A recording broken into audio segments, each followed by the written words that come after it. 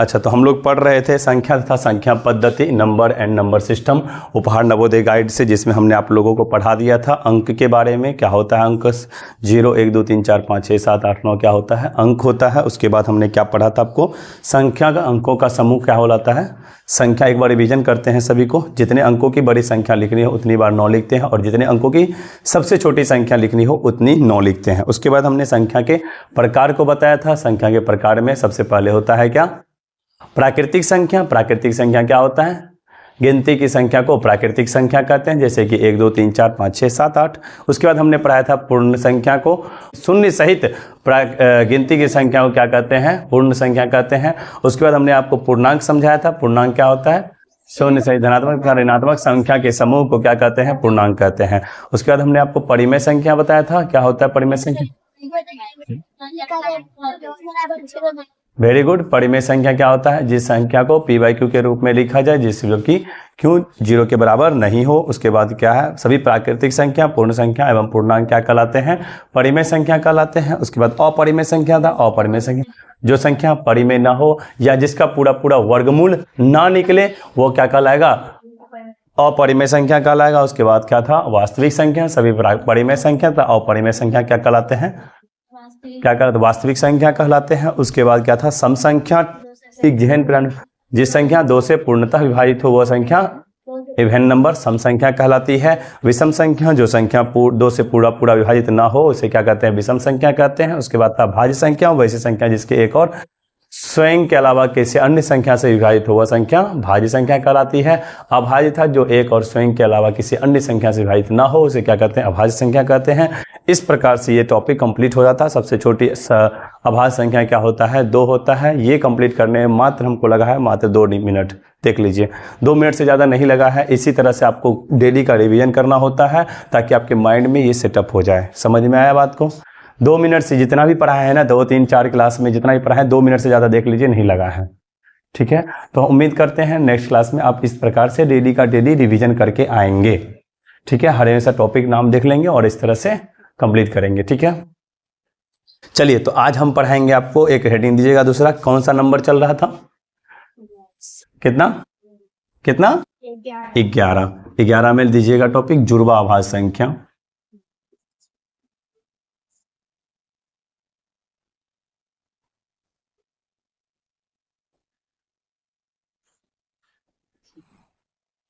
जुड़वा संख्या लिखिएगा।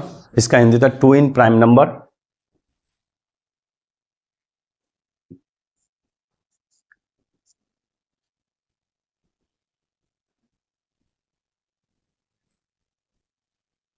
टू इन प्राइम नंबर लिखिएगा। इसके बारे में दो क्रमागत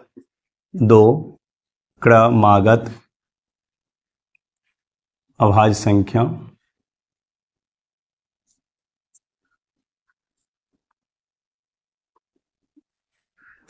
जुड़वा अभाज्य संख्या कहलाती है।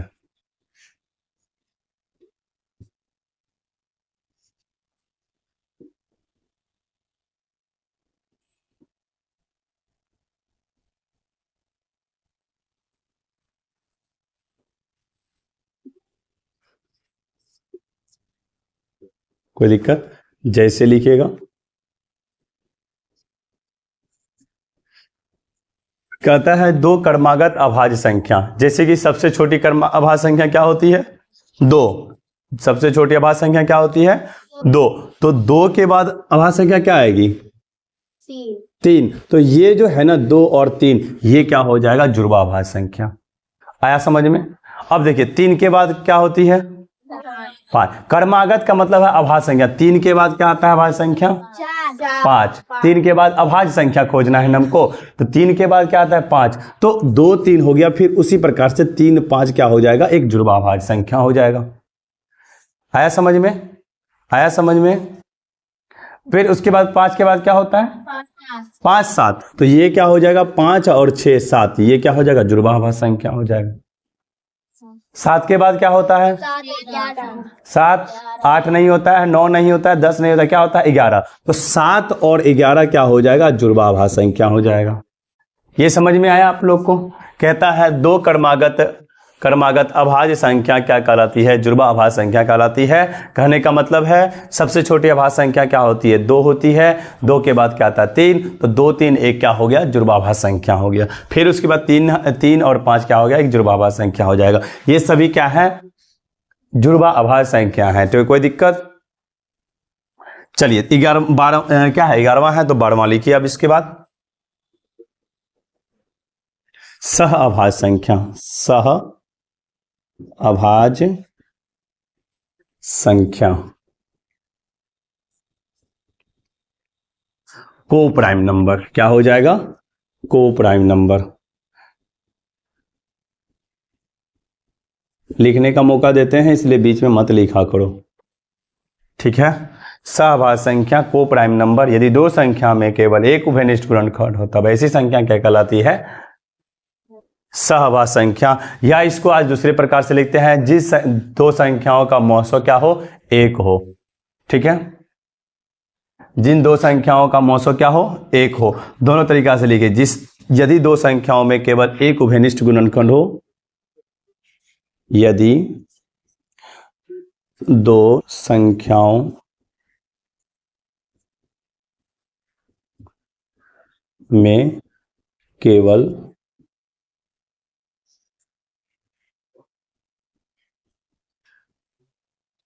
एक उभयनिष्ठ गुणनखंड हो,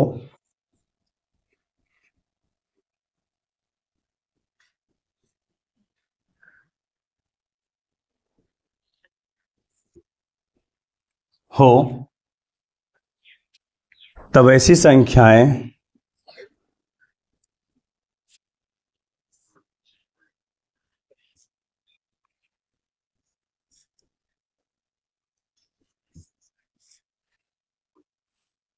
सहअभाज्य संख्या कहलाती है।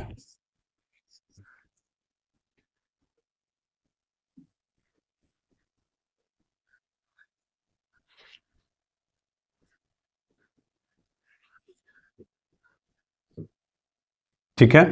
यदि दो संख्याओं में केवल एक उभयनिष्ठ गुणनखंड हो तब ऐसी संख्याएं क्या कहलाती है? सहअभाज्य संख्या कहलाती है। कोई दिक्कत? जैसे कि क्या हो जाएगा? पहला तो ये क्या हो जाएगा एग्जाम्पल में, जैसे 2 3 होगा, 2 3 होगा ना। मतलब उभयनिष्ठ गुणनखंड का मतलब समझिएगा, ये रहा 2, ये रहा 3, ठीक है। तो ये जो इसका जो गुणनखंड आएगा, 1 से कटेगा, फिर 2 से कटेगा, ये 1 से कटेगा और 3 से कटेगा ना। तो उभयनिष्ठ गुणनखंड का मतलब ये हुआ जो ये दोनों में मिल रहा है। आया समझ में आया बात को? तो इस तरह से ये भी कह सकते हो जैसे दो संख्याएं जिसका मौसो क्या हो? एक हो, ठीक है। आया समझ में? तो आप कह सकते हैं जितने भी जुड़वा अभाज्य संख्याएं हैं वो सभी सहअभाज्य संख्याएं होंगी। जितने भी जुड़वा अभाज्य संख्या हैं ये सारे क्या हो जाएगी? सहअभाज्य संख्या होगी। तो सर दोनों में अंतर क्या हो गया बताइए तो?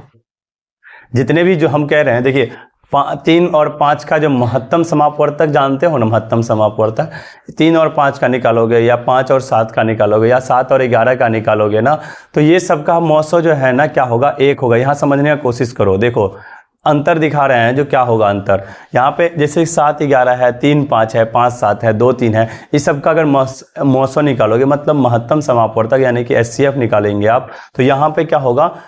एक आएगा। और इन दोनों का उभयनिष्ठ गुणनखंड भी क्या होगा? एक आएगा। उभयनिष्ठ गुणनखंड समझ में आया? उभयनिष्ठ गुणनखंड का मतलब होता है ये जैसे 2 है, 2 जो कटेगा 1 से कटेगा और 2 से कटेगा। 3 क्या है? 1 से कटेगा और 3 से कटेगा ना। तो उभयनिष्ठ का मतलब है जो दोनों में मिले सेम, यानी यहाँ पे जो एक है दोनों में मिल रहा है, तो ये एक क्या हो गया? इसका उभयनिष्ठ गुणनखंड हो गया। तो फिर बताइए सर जी ये जो है जुड़वा अभाज्य संख्या सहअभाज्य संख्या से डिफरेंट कैसे है? दोनों में अंतर क्या है? कोई बता सकते हो?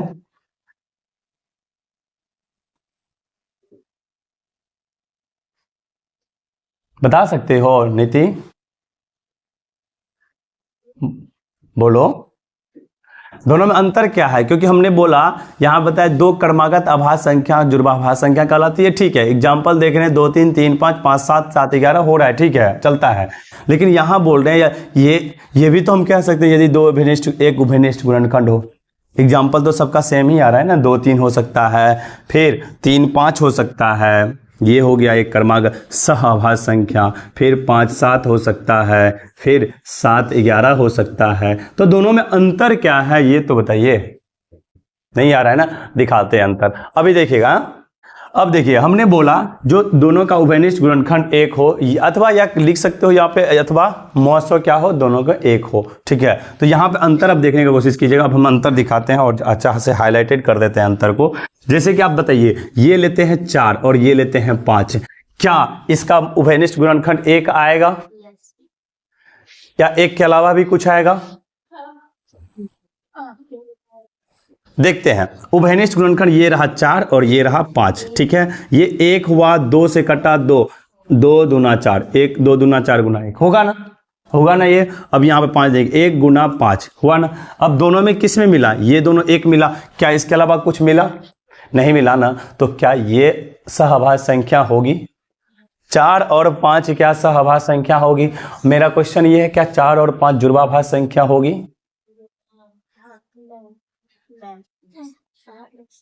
नहीं होगी ना।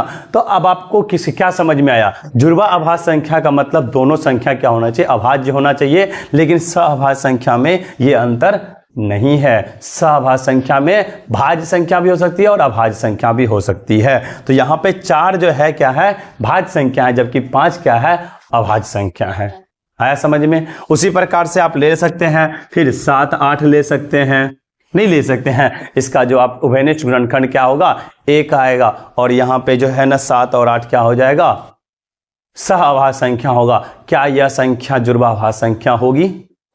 क्या यह जुड़वाभाज्य संख्या होगी? इस बात का आपको ध्यान देना है, ठीक है। तो बताइए एक सहअभाज्य संख्या का एग्जाम्पल विनायक, क्या? हाँ 8 9 हो जाएगा, 8 9 एक सहअभाज्य संख्या हो जाएगा। आ गया समझ में ये चीज? तो अब हमेशा ये भी जिसका मौसो क्या हो, एक हो, वह संख्या सहअभाज्य संख्या कहलाती है। और लेकिन दोनों सहअभाज्य संख्या में और जुड़वाभाज्य संख्या में अंतर क्या है? जुड़वाभाज्य संख्या दोनों संख्या अभाज्य होती है, जबकि सहअभाज्य संख्या में ये संख्या क्या होती है, दोनों भाज्य भी हो सकती है, अभाज्य भी हो सकती है, या अभाज्य भी हो सकती है। ये कोई अंतर दिक्कत नहीं है। तो आप एक नोट डाल के लिख लीजिए इसमें। उभयनिष्ठ गुणनखंड का मतलब समझ में आ गया ना सबको, जो दोनों में मिले उभयनिष्ठ गुणनखंड, इसको ध्यान रखिएगा। जैसे कि एग्जाम्पल देते हैं, यहाँ पे 4 और यहाँ देते हैं 5, तो यहाँ पे 1 गुना 2 गुना 2, इसको लिख सकते हैं 1 गुना 5। यहाँ पे ये एक क्या हो गया, उभयनिष्ठ गुणनखंड। कोई दिक्कत? जो दोनों में मिल रहा है, ठीक है। आया समझ में? नोट में नोट लगा के लिखिएगा।